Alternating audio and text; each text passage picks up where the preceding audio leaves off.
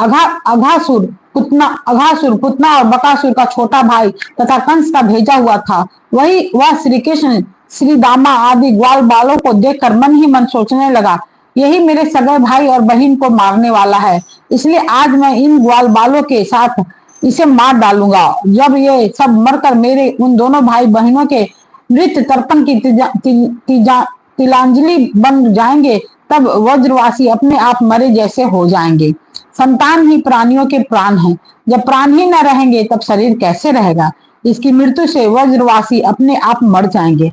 ऐसा निश्चय करके वह दुष्ट दैत्य अजगर का रूप धारण कर मार्ग में लेट गया। उसका वह अजगर शरीर 1 योजन लंबे बड़े पर्वत के समान विशाल एवं मोटा था और वह बहुत ही अद्भुत था। उसकी नियत सब बालकों को निगल जाने की थी, इसलिए उसने गुफा के समान अपना बहुत बड़ा मुंह फाड़ रखा था। उसका नीचे का ओठ पृथ्वी से और ऊपर का ओठ बादलों से लग रहा था। उसके जबड़े कंदराओं के समान थे और दाढ़ें पर्वत के शिखर सी जान पड़ती थी। मुंह के भीतर घोर अंधकार था। जीभ एक चौड़ी लाल सड़क सी दिखती थी। सांस आंधी के समान थी और आंखें दवानल के समान दहक रही थी। अघासुर का ऐसा रूप देखकर बालकों ने समझा कि यह भी वृंदावन की कोई शोभा है। वे कौतुकवश खेल ही खेल में उत्प्रेक्षा करने लगे कि यह मानो अजगर का खुला हुआ मुंह है। कोई कहता, मित्रों भला बतलाओ तो, यह जो हमारे सामने कोई जीव सा बैठा है, यह हमें निगलने के लिए मुंह खुले किसी अजगर के मुंह जैसा नहीं है।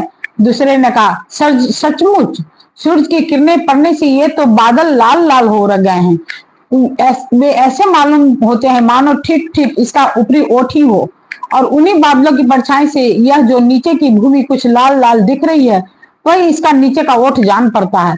तीसरे ग्वाल बाल ने कहा, हाँ सच तो ये है। देखो तो सही, ये दाईं और बाईं ओर की गिरी कंदराएं अजगर के जबड़ों की होर नहीं करती, और ये ऊंची ऊंची शिखर पंक्तियों तो साफ साफ इसकी दाढ़ें महसूस मालूम पड़ती है।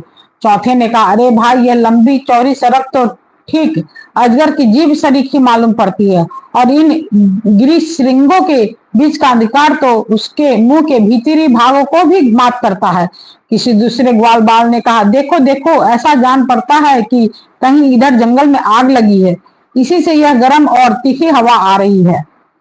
परंतु अजगर की सांस के साथ इसका क्या ही मिल बैठ गया है, और उसी आग से जले हुए प्राणियों की दुर्गंध ऐसे जान पड़ती है मानो अजगर के पेट में मरे हुए जीव के मांस की ही दुर्गंध हो।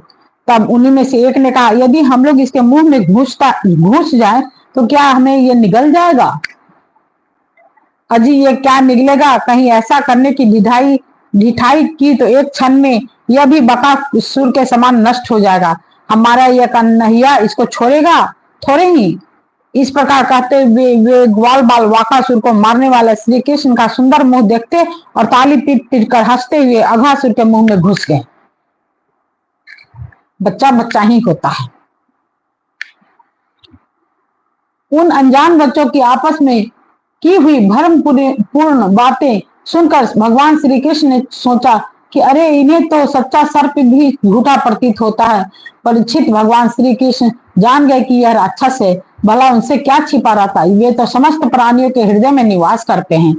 अब उन्हें यह निश्चय किया कि अपने सखा ग्वाल बालों को उसके मुंह में जाने से बचा लें।